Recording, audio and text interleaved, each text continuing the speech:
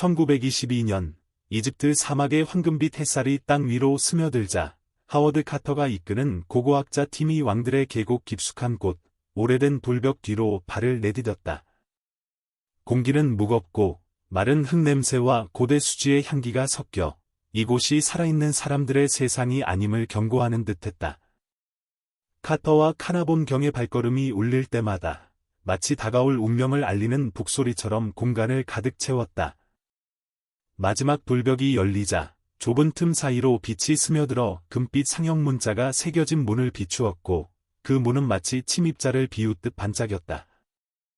내부는 시간이 멈춘 듯했다.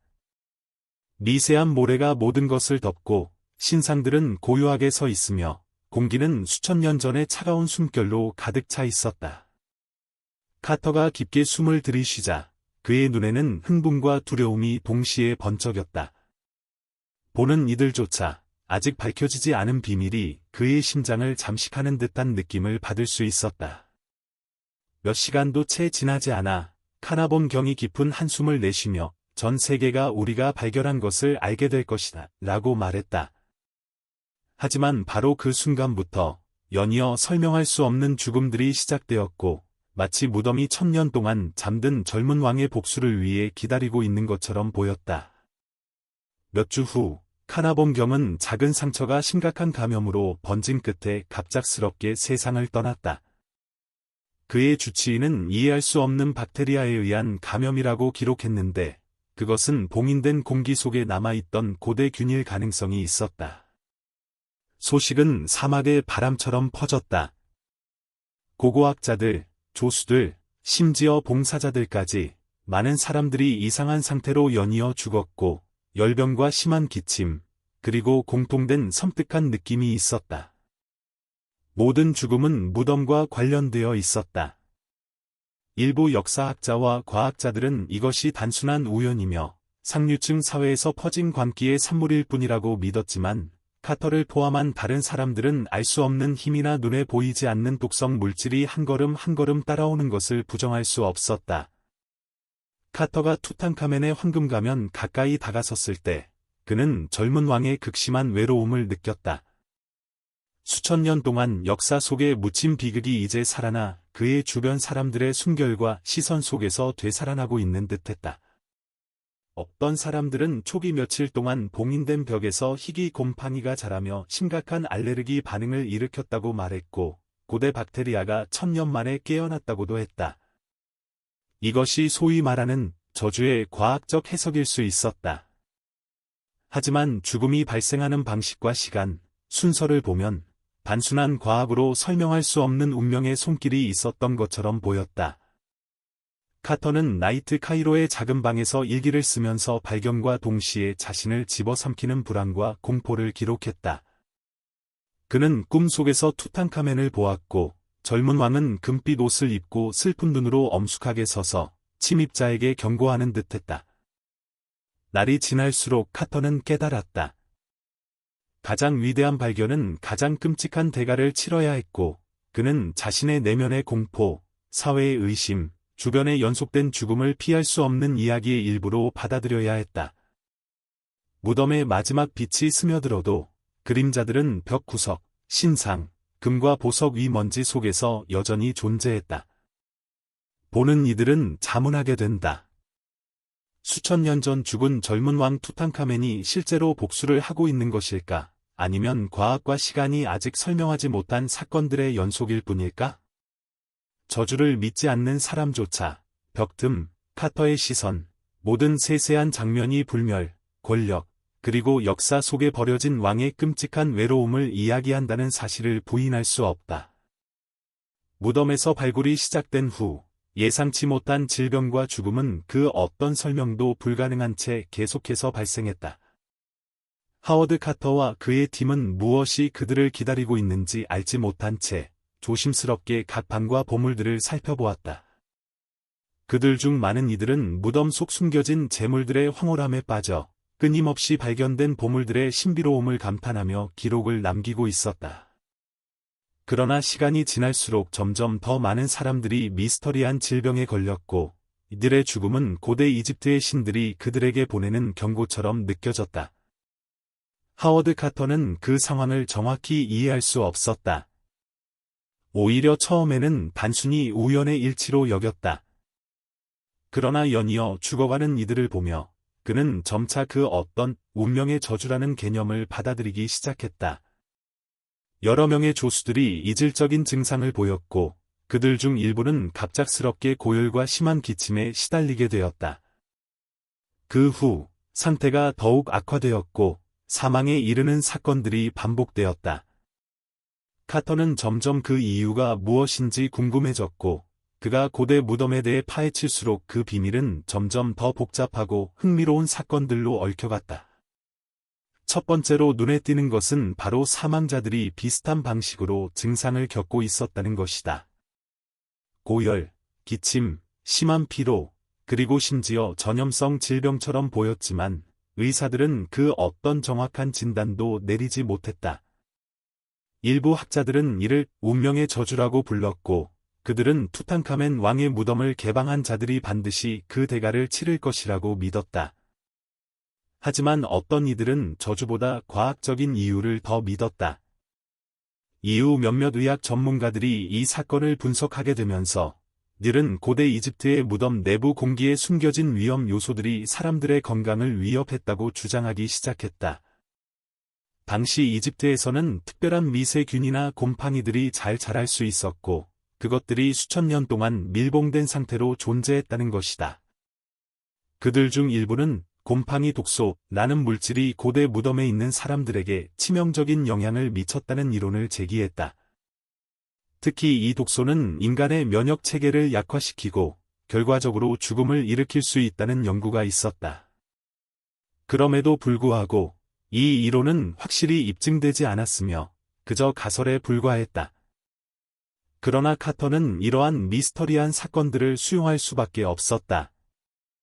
그리고 그와 그의 팀은 더 이상 단순히 고대의 보물만을 쫓는 것이 아니었다. 이제 그들은 위험을 피하면서도 죽음을 피할 수 있는 방법을 찾아야만 했다.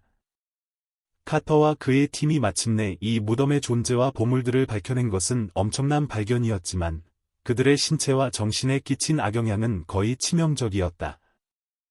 더 많은 사람들이 죽어가며 그들은 단지 고대 왕국의 역사적 유산을 기록하는 것에 그치지 않았다. 그들은 점차적으로 고대의 미스터리와 불가 사이에 갇히게 되었고 그들의 이야기는 역사의 가장 어두운 순간 중 하나로 기록되었다. 하지만 문제는 그들이 직면한 과학적 난제만이 아니었다. 이 저주의 정체는 무엇일까?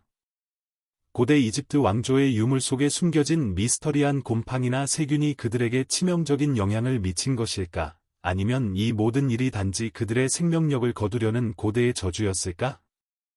결국 카터와 그가 이끄는 고고학자들은 이제 단순히 무덤을 탐험하는 것이 아니라 그들의 삶과 죽음을 결정짓는 더 큰 수수께끼에 맞서 싸워야 했다. 과학과 미신이 얽히는 이 상황 속에서 그들은 더 이상 단순히 고대 왕의 보물을 찾는 일이 아닌 고대의 저주와 과학적 위험이 결합된 복잡한 실체를 마주하게 된 것이다. 카터의 마음 속에는 언제나 두 가지 물음이 떠오르고 있었다. 첫째, 이 모든 것이 단순한 우연일까? 그리고 둘째, 이 고대의 유물이 내 인생을 어떻게 바꾸어 놓을까? 그의 마음은 어느 때보다도 무겁고 이 모든 사건들이 단순히 고고학적인 발견에 그치지 않는다는 사실을 점점 더 실감하고 있었다. 무덤이 그들에게 남긴 것은 단순한 유물이 아니었다. 그것은 살아있는 고대의 비밀이었고 그 비밀을 파헤친 사람들에게는 절대 잊을 수 없는 대가를 치를 준비가 되어 있는 것이었다. 고대의 저주가 무엇을 의미하는지 정확히 알 수는 없지만 그 미스터리한 사건들이 카터와 그의 동료들에게 남긴 흔적은 명확했다.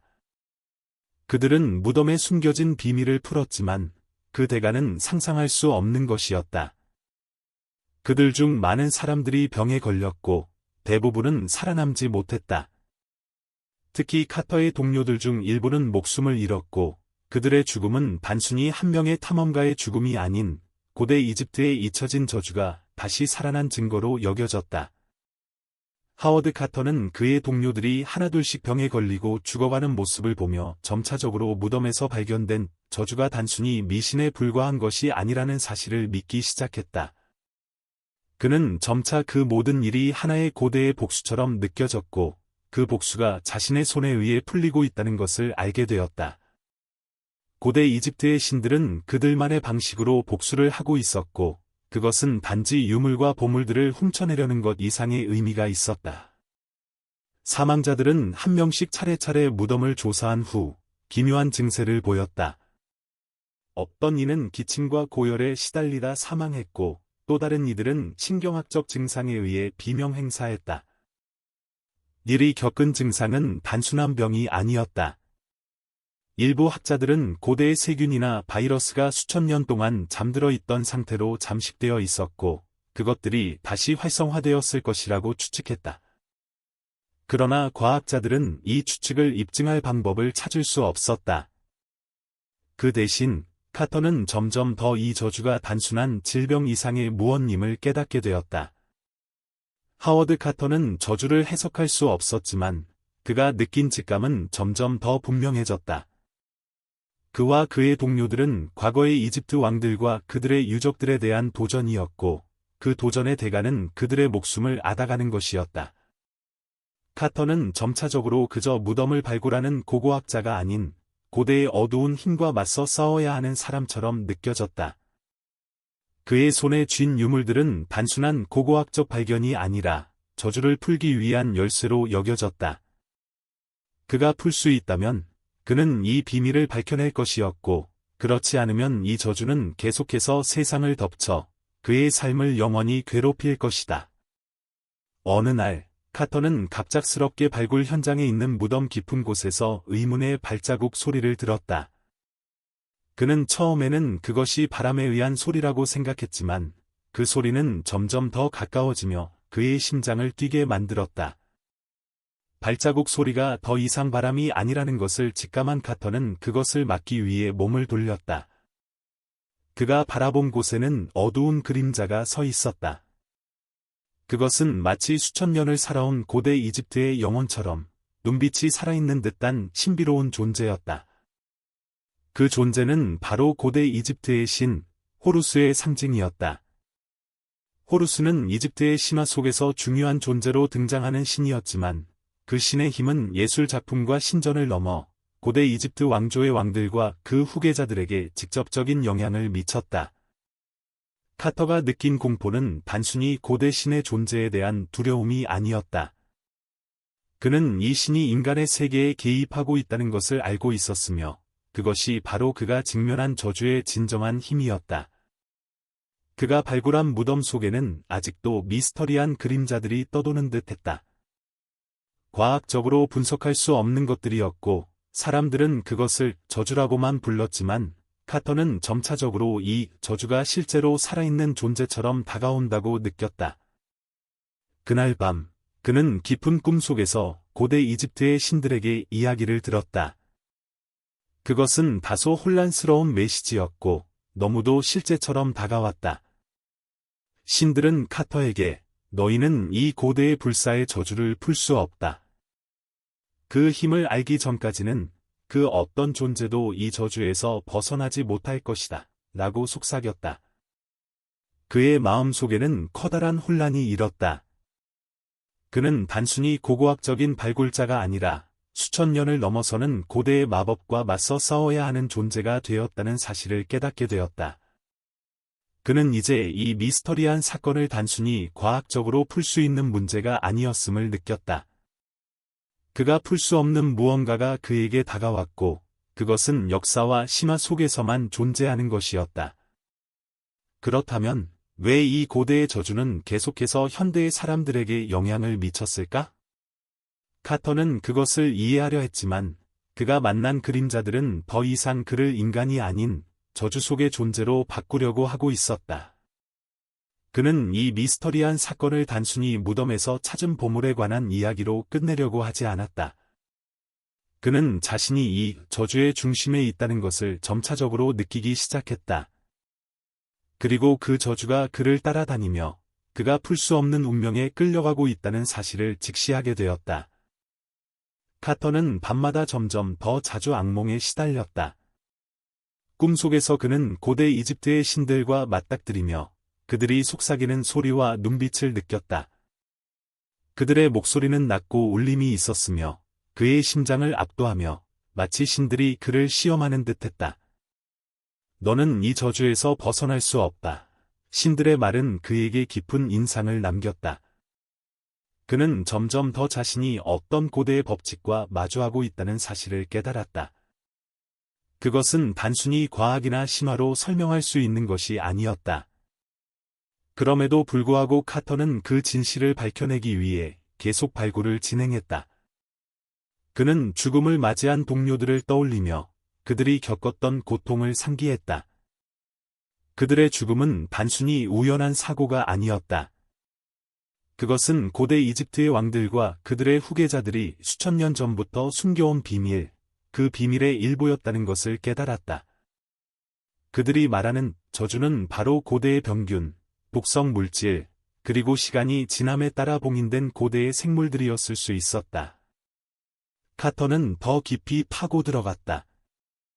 발굴 현장에서는 고대의 곰팡이, 박테리아, 그리고 이집트 특유의 환경에서만 자생할 수 있는 미생물들이 발견되었다.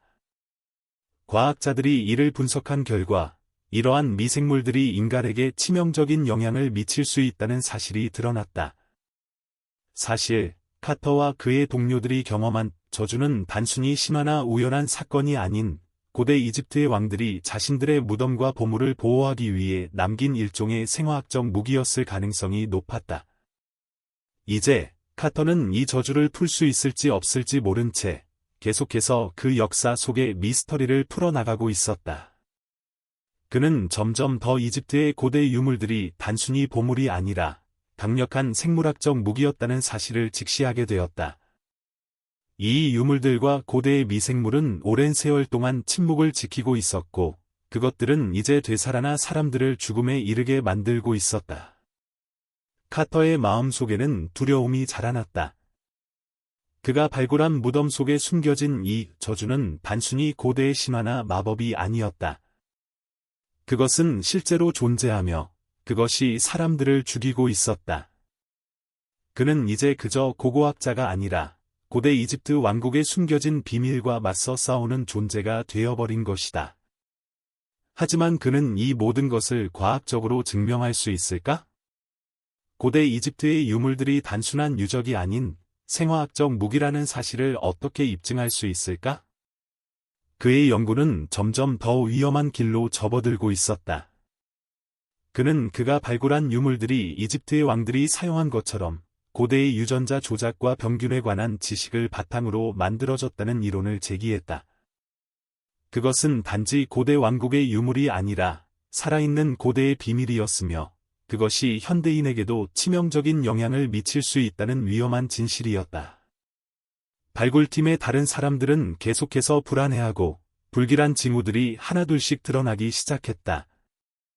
그들이 발견한 고대의 미생물은 단순한 것들이 아니었고 사람들의 건강에 심각한 영향을 미쳤다. 의사들이 말하기를 발굴팀의 일부는 이 미생물에 의해 질병에 걸린 것으로 보였다.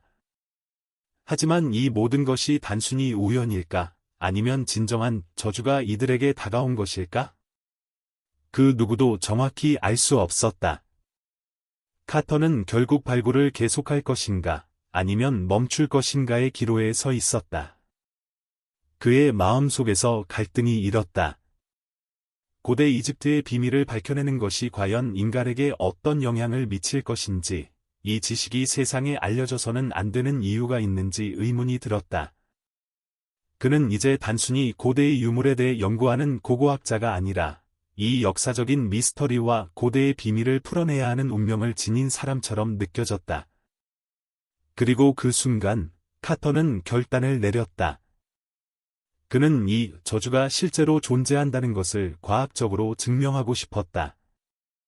그는 고대 이집트의 문명과 그들의 유물이 남긴 미스터리를 풀어내고 싶었고, 그것이 인류 역사에 어떤 영향을 미칠지에 대해 진지하게 생각했다. 그가 선택한 길은 이제 단순한 과학적인 연구를 넘어서 고대의 비밀과 맞서 싸워야 하는 일로 변했다.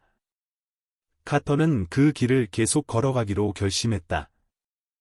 하지만 그가 그 길을 계속 가는 한, 그가 발견한 고대의 저주는 계속해서 그를 따라올 것이다. 그저 고대 이집트의 유물이 아니었을 이 저주는 이제 카터와 그의 동료들을 영원히 얽어매고 있었다.